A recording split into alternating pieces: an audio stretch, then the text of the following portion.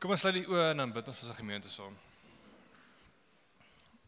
Vader, dankie dat ons as 'n kerk vanoggend kan bymekaar kom. Hierdie gebou waar ons is beteken niks. Die strukture, al die goed beteken niks, maar kerk is die mense wat hier saam is vandag.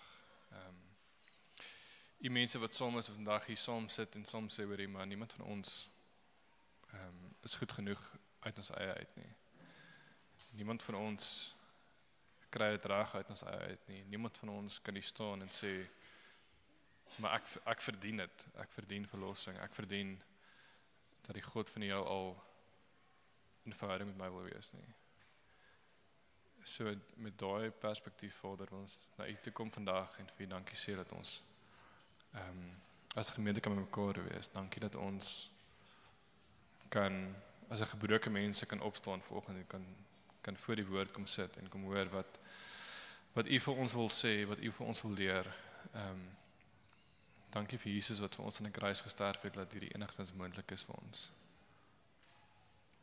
Vader, ek wil bid vir hierdie reeks waar ons is, en ek dink dit is baie tydig vir ons harte, waar ons in hierdie tyd van die jaar is, daar's 'n paar maande oor, en ons is geneig om net te seker, ons is redelik net op autopilot van hier af vorentoe, en Desember, daai 7 dagies by die see sal my vervul.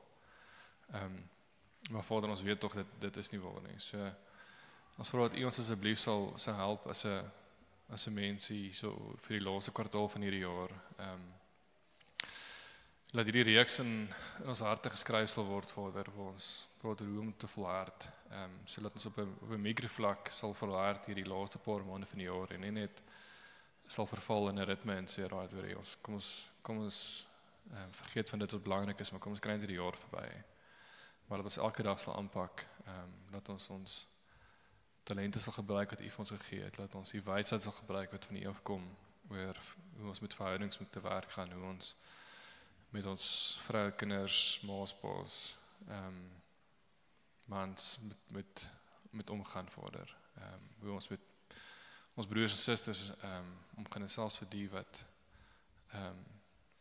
wat nie U ken nie, die wat werklik aanvallig is teenoor Christendom.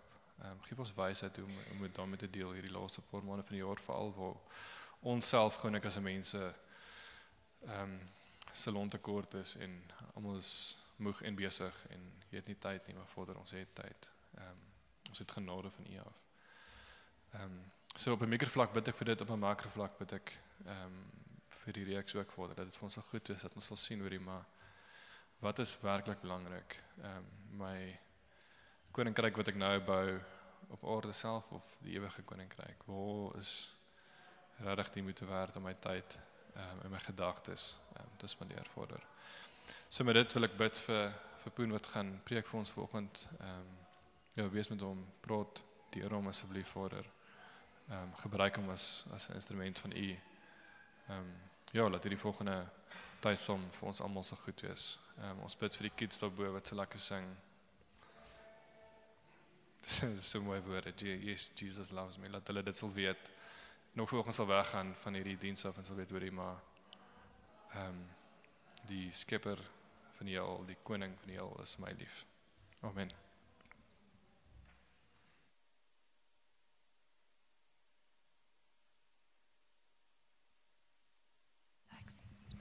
Goeiemôre julle, ek lees vir ons uit Hebreërs 11 vers 8 tot 22. Ek lees uit die Afrikaanse direkte vertaling. Julle is welkom om in julle Bybels of op die papiertjies saam te volg. Hierdie is die woord van God. Deur geloof was Abraham gehoorsaam toe hy geroep is om uit te trek na 'n plek wat hy as erfenis sou ontvang. En hy het weggetrek sonder om te weet waarheen hy gaan.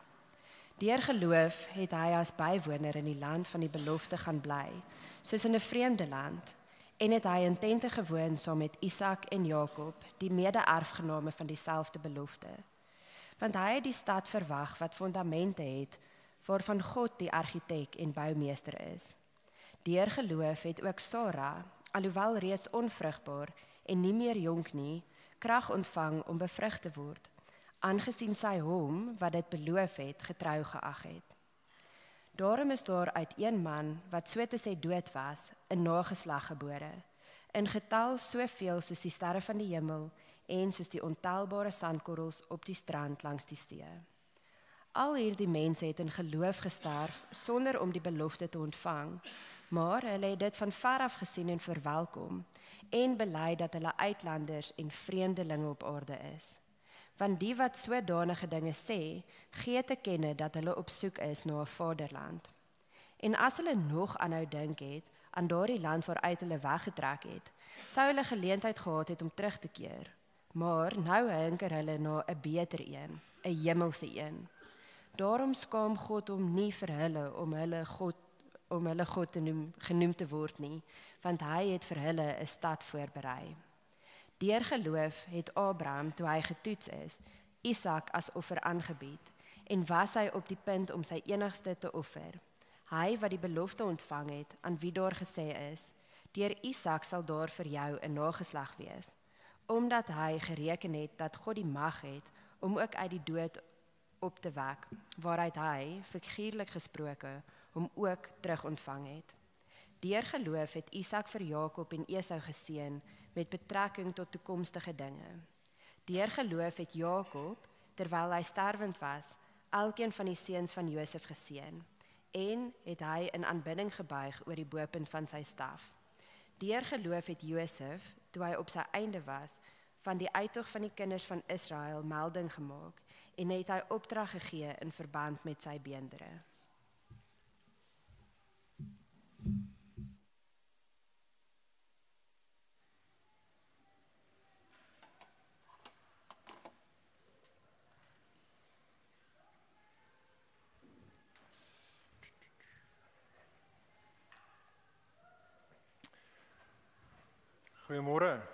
Goeiemôre Ligpunt.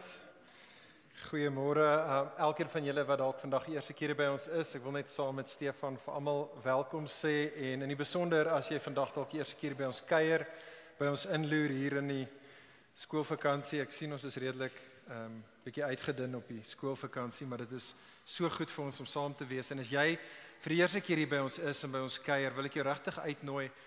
Moet asseblief nie na die tyd vinnig net hardloop nie. Bly, ons gaan nog lank na die tyd koffie drink en kuier en gesels. En dit sal lekker wees om jou ook beter te leer ken. So, kom spandeer tyd saam met ons die res van die oggend ook.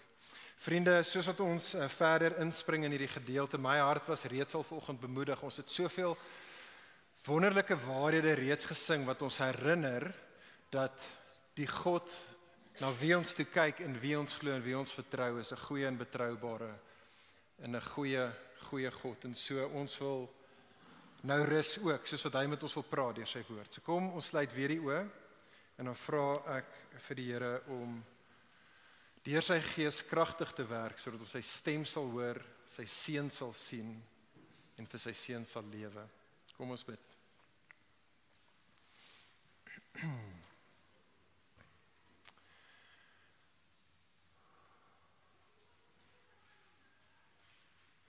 Vader, ons kom na U toe vanoggend.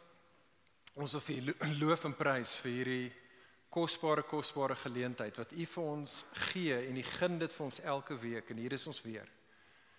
U skenk vir ons hierdie geleentheid as U kinders om saam te kom, as U mense. Here, en U beloof dat in hierdie tipe van samekomste, daar waar U mense in die naam van Jesus bymekaar kom, hier o God is U op 'n besonderse manier teenwoordig in hierdie wêreld. Here, ons bid dat soos wat ons nou ook saam is, Here, ons wil stil raak. Want U is die een wat moet praat en ons is die wat moet luister. En so ons bid, o God, U wat teenwoordig is, sal U op 'n bonatuurlike kragtige manier by wyse van die Gees ook nou in ons midde en in ons harte werk. Ons bid soos wat ons na U woord toe kom, o Heer, dat ons die stem hard en duidelik sal hoor. Elkeen van ons, soos wat ons vroeër gesê het, wat van verskillende plekke afkom en ook wie se harte en gedagtes staan op verskillende plekke is. Elkeen van ons, o Heer, het U nodig om te praat in ons lewens. Here, en ons het nodig, Here, dat U ons sal vernuwe en verander. En so kom tog o Gees van God en kom in werk soos wat ons onder die woord in nederigheid ook nou kom sit. Ons bid dit in Jesus se goeie naam. Amen.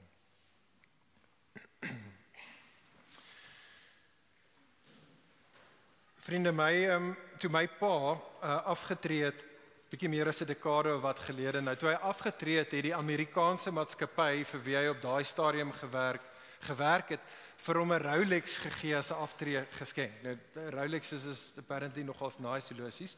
En my pa het nie te veel omgegee nie, en hy het dit vir my gegee. Ek gedog, great, ek gaan dit kry, nee. Net vir 'n rukkie toe het hy my gevra om dit namens hom te verkoop. Ek was baie bly.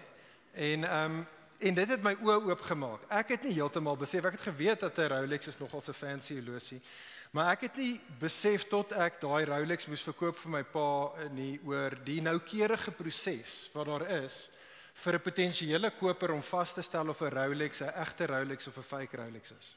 Dis is crazy. So jy vat daai horlosie en jy gaan nie na Cash Crusaders toe met hom nie.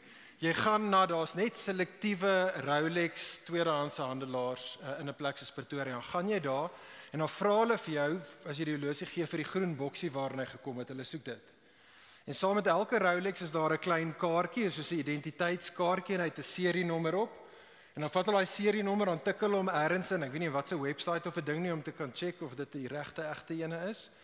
En daai serienommer op daai kaartjie het ook 'n nommer wat ingegraveer is, perfek simmetries oral op die Rolex self en die binnering van hom. En dan vat hulle daai Rolex, dan tel hulle hom nou op om te kan sien of dit reg of vals is, en dan voel hulle sy gewig so, want tot die milligram toe is 'n egte Rolex presies die regte gewig wat hy moet wees. En elke knoppie wat draai op 'n regte Rolex, anders as op die fake is, hy klik op 'n sekere manier, die bandjie is op 'n sekere manier, die agterkant van daai Rolex van 'n regte ene kan nie krap nie. Daai, hulle noem dit 'n Cyclops lens, daai venstertjie wat die datum vergroot, by 'n fake Rolex vergroot hy om 1.5, maar by 'n regte egte Rolex vergroot hy om 2.5. En hierdie ouens check al daai dinge. Selfs die sekondewyser by 'n regte egte Rolex klik 8 kere per sekonde. En hierdie ouens gaan, hulle check al hierdie dinge, want hulle probeer vasstel, is hierdie 'n egte Rolex of is hierdie 'n fake Rolex? En vriende, ek begin hiermee vanoggend, want wanneer ook al ons as mense met enigiets in die lewe te doen het wat regtig kosbaar is, dan kan jy maar goed weet, is daar altyd 'n vervalse ene in die omtrek. En is dit absoluut krities vir jou en vir my om te kan onderskei tussen die egte en die vervalste weergawe. En vriende, as dit waar is met dinge soos met Rolex, hoeveel te meer is dit nie waar van geloof nie. Geloof is sekerlik die kosbaarste kommoditeit tot die mens se beskikking. En vir daardie rede kan jy maar weet, waar ook al daar egte geloof is valse geloof altyd in die omtrek. Partykeer is dit willens en wetens so, partykeer besef mense nie hulle loop rond met die fake Rolex nie. En soveel te so is dit so belangrik vir ons om te kan onderskei tref tussen egte geloof en valse geloof. Dis belangrik. Dis die vraag wat ons oor wil gesels vanoggend. Vriende, hoe lyk egte geloof? Ek rig daardie vraag aan ons, want ek glo dit is deels van wat hierdie gedeelte wat ons vandag nog gaan kyk, vir ons wil antwoord. Hierdie gedeelte wat vir ons gelees was in Hebreërs 11, vers 8 tot 22. Ek vra asseblief tog dat jy jou Bybel of jou blaadjie byderhand gaan hou. Ek gaan daardeur die ene wat op die Afrikaanse 2020 met ons gesels. En ek wil eers met sien wat God vir ons in hierdie gedeelte sê. Soos vroeër genoem is ons besig met ons reeks getiteld Geloofsgetuies, waar ons saamwerk deur die boek en die hoofstuk Hebreërs hoofstuk 11. En wat ons ook laasweek gesê het en laasweek gesien het, dat hierdie boek was gepen aan gelowiges 10-1 van 'n Joodse agtergrond. Dit is hoekom die boek getitel word Die Hebreërs. En dit blyk dat hierdie gelowiges van 'n Joodse agtergrond 10-1 deur hulle mede-Jode vervolg was vir hulle geloof nou in Jesus. En hulle was dus in die versoeking gewees om maar net terug te keer na Judaïsme toe. Jy hou al hierdie dinge van God en hou al hierdie dinge van die Ou Testament, ons kan dit hou, Gee net op Jesus. Laat staan jou geloof in Jesus. En so, die hele boek is geskryf om hulle aan te spoor, om te volhard in hulle geloof in Jesus. Kyk gou saam met my op die skerm hier. Hebreërs 10 vers 39. Hierdie is die vers hier net voor Hebreërs 11. En dit som so mooi die groot punt van die hele boek van Hebreërs op. Hebreërs 10 vers 39, die groot aansporing tot hierdie groep gelowiges. Die skrywer sê, maar ons as Christene, ons is nie van die wat terugdeins en verlore gaan nie. Nee, ons glo en ons sal lewe. Hebreërs 11 dan, vriende, fokus in. Dis soos 'n vergrootglas op daai woordjie ons glo van Hebreërs 10 vers 39. En wat die skrywer in hierdie baie bekende hoofstuk dan doen, is om dan vir sy gehoor te help te verstaan, maar wat is geloof? Hoe lyk geloof? Hoe lyk die tipe van geloof wat nie gaan terugdeins nie, maar wat gaan volhard en wat gaan lei tot die ewige lewe toe? En dit is wat ons sien, vriende. Ons het dit laasweek gesien as jy hier was in Hebreërs hoofstuk 11 vers 1 tot 3, het die skrywer dit duidelik gemaak wat is geloof. Daar het ons gesien in vers 1 tot 3 laasweek dat geloof is 'n lewe wat gelewe word in die lig van die onsigbare koninkryk van God, vers 1 tot 2, en hoofstuk 11 vers 3, geloof word gelewe aan die hand van die woord van God. En dan daarna, in die res van hierdie hoofstuk is die skrywer besig om vir ons te wys, maar hoe lyk geloof? In die regte egte wêreld, in lewende lywe, hoe lyk daai tipe van geloof? 'n Geloof wat gelewe word in die lig van die onsigbare koninkryk en in die hand van die woord van God. Hoe lyk dit in lewende lywe? En dit bring ons dan by vandag se gedeelte. Vriende, in vandag se gedeelte wat vir ons gelees was, gaan die skrywer en hy kyk nou terug na die geloof in die lewe van wat ons in Afrikaans noem die aardsvaders. Die Engels sal praat van the patriarchs. Abraham, Isak, Jakob en Josef. En in hierdie gedeelte wat in ons in vandag se gedeelte gelees was, en ek weet nie of jy dit opgetel het nie, is daar 'n woordjie wat herhaal word en dit kom net voor in hierdie gedeelte. Dis net in die gedeelte van die aardsvaders. En dit is die woordjie beloftes. Reg deur ons gedeelte gaan die woordjie beloftes herhaal word. En hier is die groot idee in hierdie gedeelte wat die skrywer aan jou en aan my wil voorhou. Die groot idee van vandag, vriende, is dat egte geloof is gegrond in God se beloftes. Maar in ons gedeelte gaan die skrywer dan vir ons 4 kenmerke gee, 4 kenmerke van 'n egte geloof wat gegrond is in God se beloftes. En dit is wat ek wil hê ons moet sien. Kyk saam met my eerstens dan. Vriende, egte geloof is gehoorsaam aan God se beloftes. Dis vers 8 tot 10. Egte geloof is gehoorsaam aan God se beloftes. Kyk saam met my daarna vers 8. Vers 8 van ons gedeelte gaan die skrywer en hy verwys terug na seker een van die bekendste insidente in die Ou Testament wat ons van lees in Genesis hoofstuk 12. God kom na die man Abraham toe. God reik uit na die man met die naam van Abraham en God gee aan Abraham in Genesis 12 'n opdrag en God rig aan hom 'n belofte. Hierdie is wat Genesis 12 sê. Genesis 12 sê, Abraham, gaan weg uit jou land, weg van jou familie, gaan weg van jou ouerhuis na die land wat ek jou sal wys. En dan in Genesis 12 vers 2 en 3 sê God vir hom, gaan weg, want ek gaan vir jou 'n land gee, en ek gaan vir jou 'n nageslag gee. Hierdie is die belofte, ek gaan vir jou 'n land gee, vir jou 'n nageslag gee, en ek sal jou en jou nageslag in jou land sal ek julle seën. En dan kom Genesis 12 vers 4 en die teks sê vir ons, Abraham het toe gegaan, soos die Here vir hom gesê het. En vriende, kyk weer na ons gedeelte in Hebreërs 11 vers 8. Hierdie is die klem, vers 8. Deur geloof was Abraham, hier is die klem, gehoorsaam toe hy geroep is. As jy laasweek hier was, sal jy onthou het ons gesien dat geloof is in wese vertroue. As ons sê dat ons glo in God, dan wat ons sê is ons vertrou in God. Maar vertroue is nogal 'n glipperige ding, nê? Nee. Is moeilik om vertroue te meet. Is moeilik om vertroue te sien. Die vraag is, hoe herken jy geloof? Die antwoord, sê die gedeelte, geloof word gesien in gehoorsaamheid. Sien jy raak in Hebreërs 11 vers 8 tot 9 die werkwoorde wat baie aspres hier op klem gelê word? Abraham het, vers 8, weggetrek. Kyk aan vers 9, Abraham het in die land van die belofte, het hy, hier is die werkwoord, gaan bly. Vers 9, hy het in tente gewoon.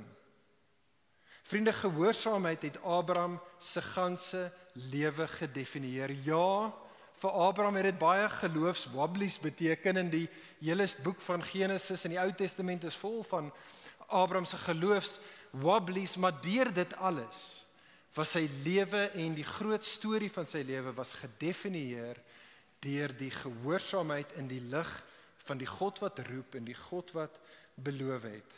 Soveel so dat teen die einde van of latere jare in Isak se lewe, so Isak is Abraham se seun, kom God na Isak toe en die Here sê vir Isak, Isak, ek gaan jou seën en hierdie is die rede hoekom ek jou Isak gaan seën. Kyk sommer op die skerm, die Here sê vir Isak aangaande Abraham, Isak, ek gaan jou seën omdat Abraham, jou vader, na my stem geluister het. En hy het die verpligtinge wat ek oplê en hy het my bevele, hy het my vaste voorskrifte en hy het my wette het hy nagekom. Vriende, toe my kinders, ek dink ek het al hierdie illustrasie tevore al gebruik, maar toe my kinders kleiner was, wou ek my kinders gehelp het om hulle te leer wat is Bybelse geloof. En ons het hierdie ding gedoen by die huis. Ek het dit met van hulle op 'n tafel gedoen en met van hulle op 'n bank gedoen. Maar waar ek my kinders kry toe hulle nog kleuters is, bo op die tafel te gaan staan. Dan sê ek vir hulle, staan op die tafel. Okay, nou draai jy om en dan maak jy jou oë toe en dan val jy agteroor. En pappa sal jou vang. Jou pappa is lief vir jou. Hy is super sterk. Hy sal jou nie laat val nie. Val agteroor, hy sal jou vang. Nou vriende, as my kinders daar so staan en hulle staan daar en hulle val nie agteroor nie, dit beteken net een ding, hulle dink nie pappa is super sterk nie. Okay? Hulle glo nie, hulle vat my nie op my woord en vertrou dat as ek sê ek gaan hulle vang, dan gaan ek hulle vang nie. En dit is die les wat ek hulle wou leer en dit is die punt wat die skrywer hier vir jou en vir my maak. Vriende, geloof is gegrond in God se beloftes waar jy hom op sy woord vat en in gehoorsaamheid reageer. Nou hoor asseblief tog mooi, baie Christene sukkel hiermee. Baie Christene sukkel om die verwantskap, die verband tussen geloof en gehoorsaamheid te verstaan. Ek dink baie Christene is skrikkerig om nie die Christelike geloof van die Christelike geloof 'n werksgodsdienst te maak nie en is dus huiwerig om te veel klem te lê op gehoorsaamheid. En dit is baie verstaanbaar want dit is verseker nie 'n werksgodsdienst nie, maar vriende, dit is verkeerd om die baba met die badwater en gehoorsaamheid uit die badwater van geloof te gooi.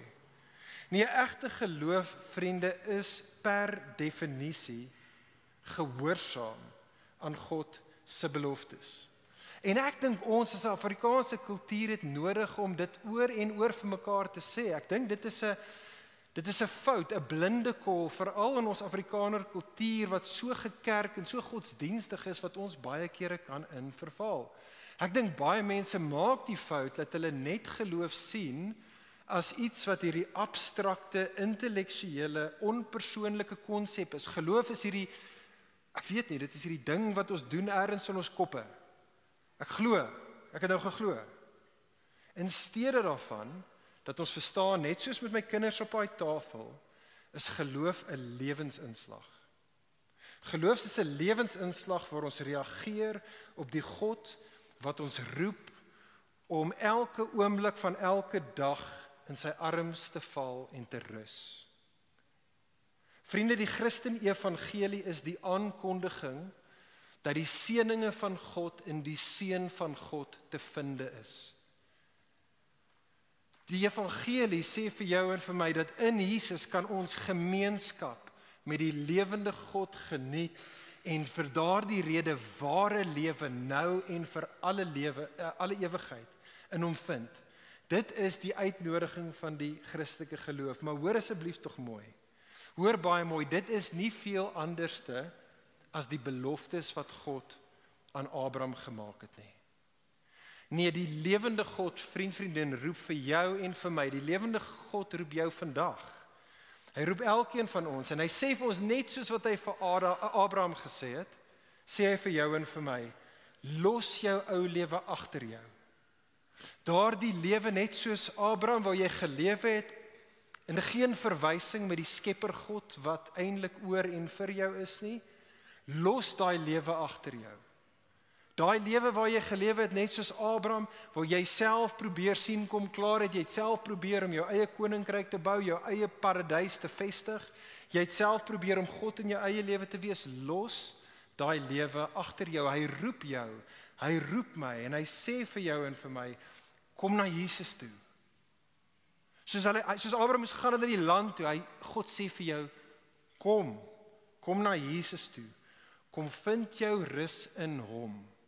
En bly dan jou rus in Jesus vind. Wandel met Jesus tot die dag wanneer jy in die beloofde land my ewige rus sal intree. Die punt is dit, vriendin. Geloof in hierdie belofte wat God aan jou en my, die belofte van gemeenskap met hom en ware rus in sy seun. Daai belofte aan jou en my kom net soos vir Abraham met werkwoorde. Dit kom deur ons wat hom vertrou, ons glo hom, maar wat dan in geloofsgehoorsaamheid gaan reageer. Elke dag by die teeaansluitings van ons lewe in die groot en die klein besluite gaan kom en waar ons lewens gaan inrig en op paadjies gaan en besluite gaan maak waar ons lewens gaan bou op sy beloftes en waar ons lewens gaan bou om sy beloftes, die beloftes van God in Jesus. So kan ek jou vra as jy vandag hier so sit, gelowige, waar roep die Here jou tans tot gehoorsaamheid?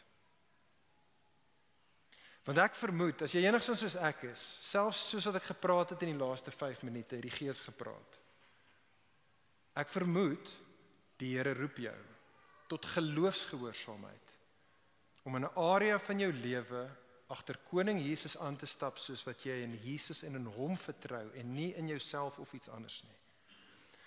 Waar roep die Here jou tot gehoorsaamheid? Soos Hebreërs 3 vers 7 tot 8 sê, vandag as jy sy stem hoor, moenie jou hart verhard nie. Hier is die tweede kenmerk van 'n egte geloof, sien ons in hierdie gedeelte. Tweedens, Hebreërs 11 vers 11 tot 12, egte geloof, vriende, maak staat op die een wat die belofte maak. Kyk saam met my in daai gedeelte, vers 11 tot 12. Jy sien, hier is die uitdaging. Die uitdaging is met betrekking tot Abraham en sy vrou Sara. Genesis 11 sê vir ons dat Sara was onvrugbaar gewees en teen die tyd wat die Here aan Abraham en aan Sara hierdie beloftes gemaak het, Genesis 17, van 'n kind, op daardie stadium was Sara al 90 jaar oud en Abraham was al 100 jaar oud. Nou my vrou Anshin is 'n vroedvrou. Okay? Ons het elke kwartaal massas groepe van paartjies wat swanger is in ons huis. So ek dink is veilig om te sê dat meer as die gemiddelde ou het ek al swanger vrouens in my lewe gesien. Maar wat ek nog nooit gesien het nie, is 'n ou maatjie wat met haar frame, met wat noem jy daai ding nou weer? Met 'n walk frame, of Zimmer frame daar instap, goed swanger nie. Die hele punt in die Genesis verhaal en wat gebeur het in hulle lewe is dit is nie hoe dit werk nie. Dit is nie natuurlik wat met haar hier gebeur nie. Wat gebeur in die lewe van Sara, wat gebeur in die lewe van Abraham is bonatuurlik. Die vraag is hoe dit geskied. Die antwoord sê die skrywer vir ons daar in die tweede helfte van vers 11. Kyk saam met my daar. Sara het krag ontvang om bevrug te word aangesien sy hom wat dit beloof het, getrou geag het. Nou hoor asseblief tog mooi, hierdie is nie 'n lisensie vir die prosperity gospel, jy moet net hard genoeg glo in die een wat dit kan doen, en dan gaan die Here enige ding in jou en my lewe doen nie. Dit is nie wat ek en jy van daai versie af moet verstaan nie. Dit is belangrik vir ons om die vers te lees in sy konteks van hoe die storie van Abraham pas in die groter storie van die Bybel. God se belofte aan Abraham, vriende en aan Sara was uniek gewees. Dit was die bonatuurlike vervulling van 'n baie spesifieke belofte, en dit was God se koninkryksbouprojek. Die belofte aan hulle was dat hulle gaan erfgename wees van God se ewige koninkryk. En so is dit ook vir jou en vir my. Dis daar waar die verwantskap met hulle lewe en jou en my storie dan met mekaar strook. Vriende, soos Abraham en soos Sara, is die belofte daar vir jou en vir my, dat ons kan erfgename wees van God se ewige koninkryk. En net soos Abraham en net soos Sara, vriende, gaan dit 'n bonatuurlike wonderwerk vereis. So groot wonderwerk soos vir 'n 90-jarige vrou om swanger te word. So groot wonderwerk is nodig vir jou en vir my, om saam met Abraham en Sara in God se ewige koninkryk te wees. Kyk saam met dan vers 12. Sien jy wat sê die skrywer in vers 12? Abraham was so te sê dood. Paulus gaan presies dieselfde woordjie aanhaal in Romeine 4, wanneer hy ook oor Abraham se geloof praat en sê, Abraham was so te sê dood, in en van hulle self. Abraham en Sara, was dit onmoontlik vir hulle om deel te word van hierdie koninkryk van God. Dit was iets wat absoluut bonatuurlik was. Wat hulle gedoen het, is hulle het staat gemaak op die Here wat die belofte gemaak het. En so, vriendin, is dit waar vir my, en so is dit ook waar vir jou. Hoor dit asseblief tog mooi. Ware geloof, egte geloof begin, en ware geloof, egte geloof bly in daardie plek waar ek en jy tot die einde van ons self gekom het. Solank as wat daar enige milligram in jou en my is van hierdie is iets wat ek kan doen, hierdie is iets wat ek moet doen. En ons is nie so te sê dood nie, is daar nog nie geloof nie, en kan geloof nie wees nie. Dit is wat Jesus sê. In die bergrede is dit hoe Jesus die bergrede begin, Matteus 5 vers 3. Wanneer Jesus begin om te sê, hierdie is hoe my koninkryksburgers lyk, is die eerste ding wat hy sê, die kenmerk is, van die burgers van die koninkryk, Matteus 5 vers 3, Jesus sê, gelukkig of geseënd is die armes van gees, want aan hulle, die armes van gees en hulle alleen, behoort die koninkryk van die hemele. Vriendin, is dit jy? Het jy al op daardie pynvolle, maar kosbare plek in jou lewe gekom, tot daai ontnigterende besef in jou lewe gekom, dat geestelike gesproke, is jy geheel en al bankrot. Jy is geestelik gesproke, geheel en al behoeftig. Jy is totaal en al oorgelewer aan die lewende God. Jy is afhanklik van hom en van sy genade en sy genade alleen. Vriendin, was jy al ooit op daai plek waar jy besef het dat jy kan nie die verkeerdhede in jou verlede, kan jy nie regstel nie. Die sonde wat jy gepleeg het teenoor God en teenoor ander, die skade wat berokken het, jy kan dit nie uitvee nie. Jy kan dit nie uitwis nie. Het jy al ooit op daai plek gekom waar jy diep besef dat jy kan nie aan God se heilige vereistes voldoen nie. Jy kan nie. Jy het al probeer, jy het al baie kere probeer en jy kan nie. Het jy al ooit op daai plek gekom in jou lewe waar jy besef dat jy kan nie die gebrokenheid en die gemors in hierdie wêreld kan jy nie uitsorteer nie. Jy kan dit nie eers in jou eie familie, nie eers in jou eie gesin, nie eers in jou eie lewe kan jy daai gebrokenheid en daai gemors uitsorteer nie. Vriendin, het jy al ooit op daardie plek in jou lewe gekom waar jy besef dat jy is nie wys genoeg om na jouself om te sien en by die groener weivelde uit te kom nie? Het jy al ooit op daai plek in jou lewe gekom waar jy diep bewus is van die feit dat jy kan nie die dood ontduik nie?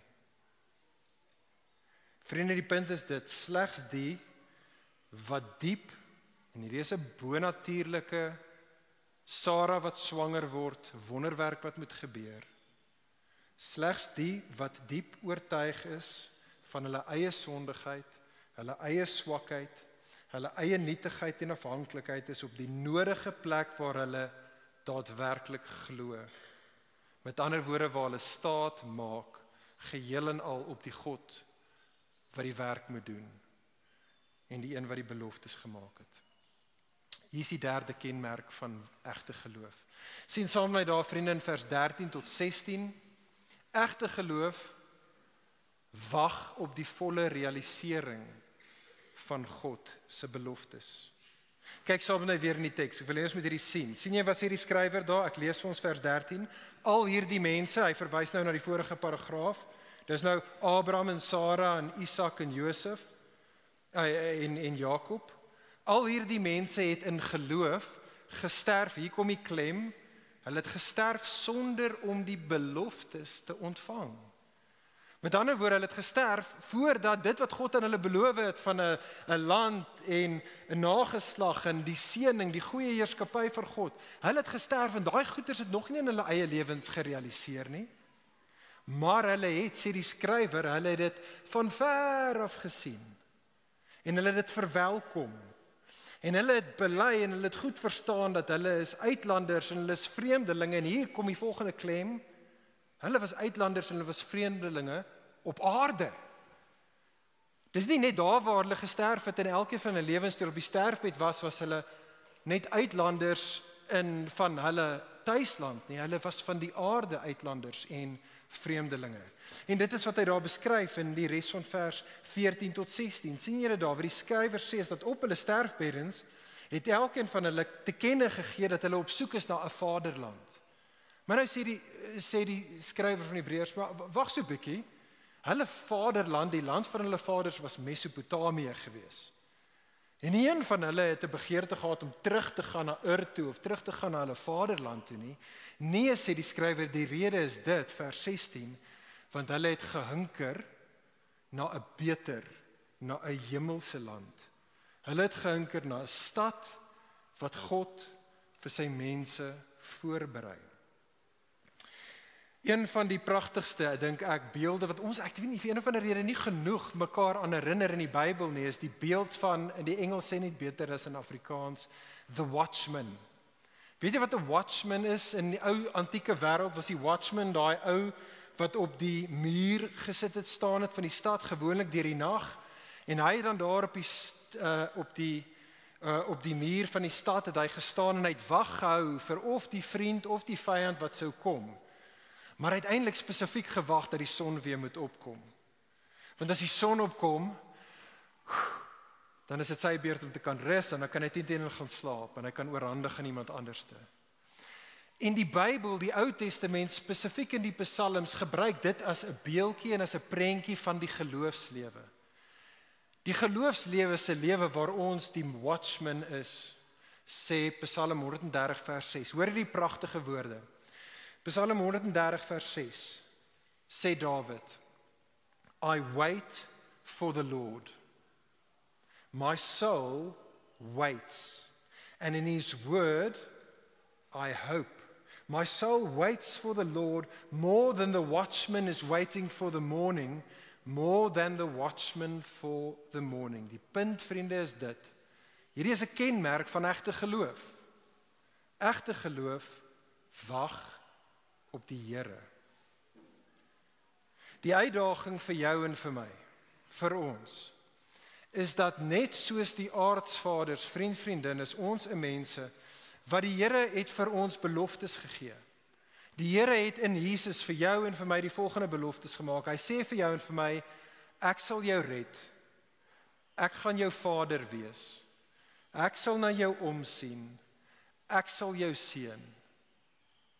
In my is die oorvloedige lewe te vind. Dit is wat God in Jesus aan my en aan jou beloof het. Maar hier is die uitdaging, net soos vir die aardsvaders, realiseer daardie beloftes van God in ons lewens nie altyd volgens ons tydsberekening en volgens ons eie persoonlike verwagtinge nie. En daar dan lê die versoeking vir my en vir jou. Die versoeking vir ons vriendin is dat ons gaan in ongeloof reageer. Die Here dinge beloof, dit gebeur nie soos wat ek dit wil hê nie. Ek wil dit bitter graag hê en die Here voorsien nie soos hy gesê het hy gaan nie. In ongeloof gaan ek dan en ek probeer dan uit my eie krag uit, probeer ek dit wat God beloof het en gesê het wag vir my, probeer ek in ongeloof wil ek dan of my eie verlossing bewerkstellig of ek wil aan myself voorsien. Kan ek jou vra as jy hier sit, waar is dit vir jou? Wat is jou versoeking? Want dit is waar vir ons almal. Daar's nie 'n gelowige wat nie hierdie versoeking het nie. Want nie al God se beloftes het vir enige van ons al gerealiseer nie. Waar is daai versoeking vir jou? Vriendin, waar vra die Here jou om te wag? Dalk is dit in jou huwelik. Dalk is dit in jou huwelik en jy het iets anders te verwag as wat jy het. En dit is nie meer lekker nie. En die Here vra vir jou om te wag. Dalk is dit met betrekking tot jou kinders. En wat ook al dit mag wees, maar daar's bekommernisse, daar's werklike legitimate bekommernisse wat jy het. En die Here vra vir jou om te wag op hom. Dalk is dit met betrekking tot jou werk wat aaklig is, of die feit dat jy nie werk het nie. Maar dalk is dit jou begeerte vir 'n lewensmaat. Dalk is dit jou finansiële verknorsing. Dalk is dit jou vyande wat leuns oor jou versprei en jou te nakom. Dalk is dit jou emosionele seer wat jy beleef en daai emosionele seer, dit wil net nie weggaan nie. Dalk is dit jou fisiese seer en die kroniese siekte en swaar kry wat jy beleef. Dalk is dit ons liewe land en al die gemors en die moles wat in ons land aan die gang is. Vriendin, Abraham, Isak, Jakob, Josef, hulle wil geloofsgetuies vir jou en vir my wees. Hulle wil vir jou en vir my aanspoor en sê, wag op die Here. Die beloftes het nog nie gerealiseer nie. Dit mag dalk nie eers realiseer in hierdie lewe nie. Maar die aardsvader sê vir jou en vir my, dit sal realiseer. Dalk in hierdie lewe, en as dit nie in hierdie lewe is nie, jy gaan nie uitmis nie, die Here gaan vir niemand 'n skuldenaar wees nie. God is no man's debtor. Daar sal 'n dag kom, en elke liewe laaste ding wat hy beloof het om sy kinders te seën, sal waar wees vir jou. Wag op hom. O vriendin, dis goeie nuus, dis so goeie nuus, hierdie opdrag om te wag op hom. Partykeer is ons so moeg, ons het geen krag om iets te doen nie. Wonderlike ding van wag is, jy hoef niks te doen nie. Jy sit net daar. Jy hoef nie grond te wen nie, moet net nie grond verloor nie. Wag op die Here. Wag vir hom as the watchman is waiting for the sun to come up. Wag op die Here, die son gaan opkom, die nuwe hemel en aarde is op pad. Hier is die laaste kenmerk. Hier is die laaste kenmerk van egte geloof. Vers 17 tot 22. Egte geloof, vriende, is oortuig dat God se beloftes die dood oorleef. Dit is wat die skrywer vir ons sê daar in vers 17 tot 22. En weer eens verwys hy na al 4 van die aardsvaders hier, sien jy dit daar? Sien jy daar's 'n gemeene deler in elkeen van hulle stories in hierdie gedeelte, sien jy dit daar? Die gemeene deler is dat elkeen van hulle het 'n diep oortuiging gehad dat God se beloftes gaan nie deur die dood ongedaan gemaak word nie. Met betrekking tot Abraham, vers 17 tot 19, en hier verwys die skrywer na Genesis 22, toe daai bekende gedeelte waar die Here vir Abraham getoets het. Die Here het vir Abraham gesê om sy seun Isak te gaan offer. En Abraham het dit gedoen, hy was op pad, hy was bereidwillig om sy seun te offer. Hoekom? Nie omdat hy 'n slegte pa is nie. Die rede sê die skrywer hoekom hy bereid was om sy seun te offer was, want hy het in God se belofte geglo. Hy het, soos die teks daarso vir ons sê, vers 18, hy het geglo, dat die Here het vir hom gesê, dit is deur Isak dat jy 'n nageslag sal hê. En so het Abraham verstaan, selfs as dit beteken dat ek vir Isak moet doodmaak, die Here sal 'n plan maak, die Here sal om hierdie penarie werk, hy sal dan vir Isak uit die dood uit laat opstaan. Hoekom? Want die dood kan nie God se belofte ongedaan maak nie. Selfs is dan waar nie, tweede voorbeeld in vers 19, wanneer hy vir ons Isak hier voorhou. Ekskuus tog, wanneer hy vir ons in vers 20 Isak voorhou. Die skrywer hier verwys na Genesis 27, waar Isak op sy sterfbed is, en die skrywer sê vir ons, sien dit daar, hy sê vir ons dat Isak het sy twee seuns, hy het vir Jakob en het vir Esau geroep na hom toe, en hy het hulle geseën met betrekking tot toekomstige dinge. Ek bedoel, hy sterf en hy sê vir hulle, ek gaan 'n seëning oor julle sit vir die toekoms. Hoe kan hy dit doen? Wel, hy kan dit doen, impliseer die skrywer, want hy was oortuig dat die beloftes van God nie deur die dood ongedaan gemaak gaan word nie. En dan is dit weer dieselfde in die lewe van Jakob. Sien jy dit daar in vers 21? Die teks beklemtoon terwyl Jakob sterwend was, het hy dieselfde gedoen. Hy het Josef se seuns geseën en hy het in aanbidding het hy gereageer, want hy weet die dood kan nie God se beloftes ongedaan maak nie. En dieselfde is waar, sien saam met my daar in vers 22 met Josef. Josef sê die skrywer vir ons, toe hy op sy einde was, toe hy in Egipte was, het hy gevra dat sy beendere eendag begrawe moet word, waar? In die beloofde land. Hoekom? Want hy was oortuig dat God se belofte na sy dood sal realiseer. Party van die ouer mense hierso, die jonger mense sal nie van hom weet nie, maar Woody Allen was 'n redelike bekende rolprentregisseur gewees. Sy rolprente was terrible. Maar hy het altyd baie snaakse goedjies gehad om te sê. En so dit is sy claim to fame gewees. En een van die dinge wat Woody Allen gesê het en wat altyd by my gebly het, gedink het is nogals oulik, is hy het gesê, I am not afraid of death. I just don't want to be around when it happens. Nou wat Woody Allen daarmee eintlik sê, dis 'n bietjie van 'n grap, maar eintlik, en dit is wat baie van sy sê dingetjies eintlik gedoen het, is hy was eintlik besig om eintlik die bonnet oop te maak van ons as 'n sekulêre samelewing. Wat Woody Allen daarmee eintlik kommunikeer, is hy's besig om die eksistensiële angs van ons sekulêre samelewing te verwoord. Die ding is, vriende, is dat ons as moderne mense, ons besef dat die dood is onvermydelik. Ons weet dit, die sekulêre wêreld is stupid, nie? Hulle weet dat die dood is onvermydelik, maar wat Woody Allen daarmee sê is, wat ons eintlik probeer doen is, met alle mag en alle krag probeer ons die dood wat onvermydelik is, probeer ons irrasioneel te vermy. En wat party mense doen is, hulle probeer dis net vir hulle 'n hemel op aarde skep. Van so lank as moontlik probeer hulle 'n hemel op aarde te kry, asof hulle net vir 'n oomblik kan vergeet dat daar gaan 'n dag kom waar die dood gaan kom en alles gaan steel.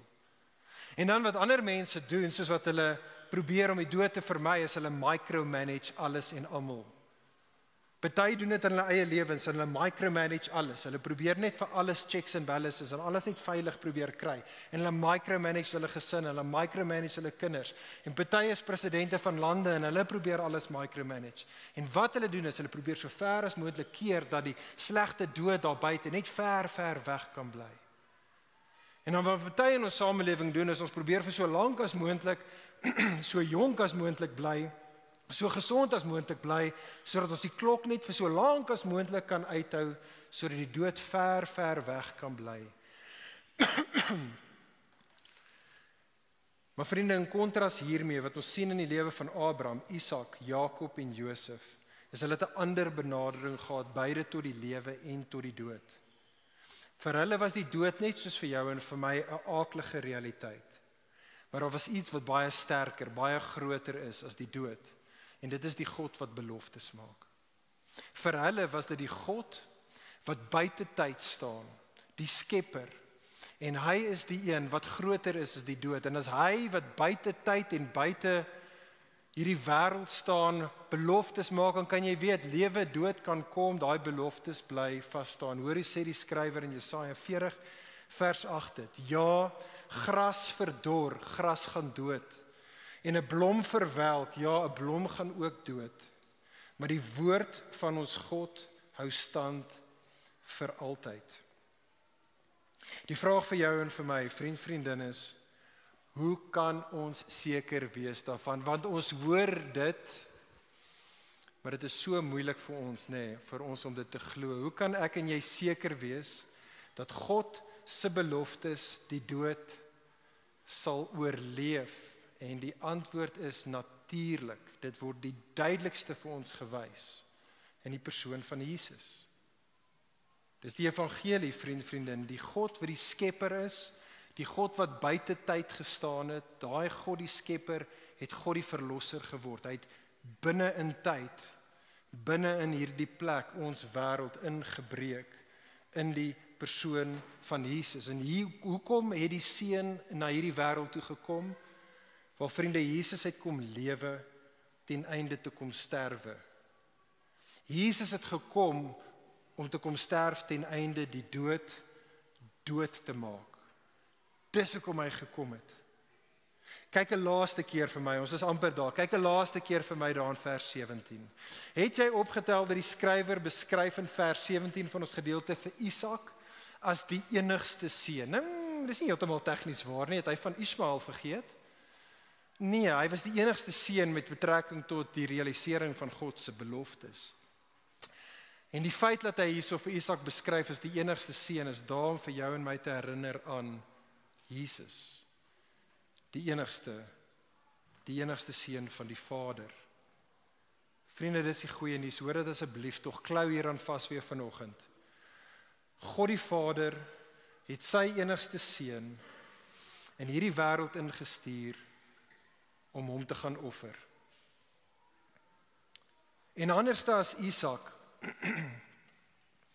het Jesus nie 'n noue ontkoming met die dood vrygespring nie.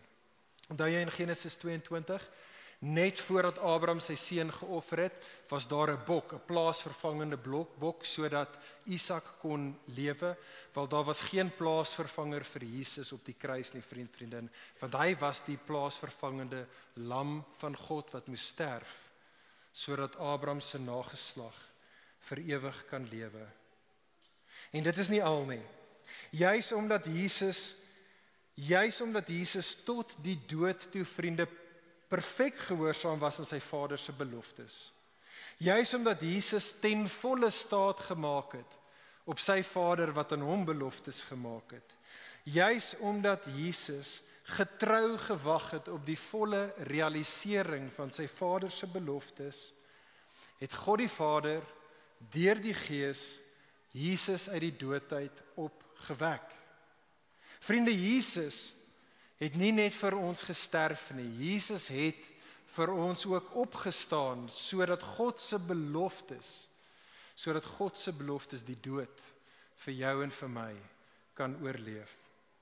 En so ek eindig. Ek gaan net hierdie woorde lees, dan gaan ek vir ons amen sê. Ek lees vir ons die woorde wat in 'n liedjie was wat ons vroeër gesing het en wat net baie mooi opsom en ons los met waar ek graag ons vandag wil los in hierdie gedeelte in Hebreërs 11. So ek lees dit en dan bid ek vir ons. Vriende, die Vader se beloftes vind hulle ja in sy seun Jesus. En al die ou skaduwees het nou in Jesus gerealiseer. Hy, Jesus, het alles gedoen om ons te werf. Hy het die lewe geleef en hy het die dood gesterf. En so bly die Vader getrou, want elke verbond het sy seun Jesus gehou. So hier is die uitnodiging vir jou vanoggend. Kom in geloof, kom in vertrou, kom tog nou. Kom ons bid saam. Vader, Hemelse Vader, ons is lief vir U en ons kom vanoggend na U toe opnuut. En Vader, ons pleit by U om deur U Gees ons te help om op U te vertrou en te bly vertrou op U. Vader, ons smag na die dag wanneer die son gaan opkom waar daar geen meer duisternis gaan wees nie. Ons smag na 'n nuwe hemel en 'n nuwe aarde en waar alles wat U aan ons beloof het ten volle sal realiseer en die soetste daarvan is ons wat met U en die Seun deur die Gees perfekte gemeenskap gaan geniet. Here, ons smag na daardie dag, sal U ons hou. Help ons om nie terug te deins nie. Versterk ons, help ons om te verhard. Ons bid dit in Jesus se goeie naam. Amen.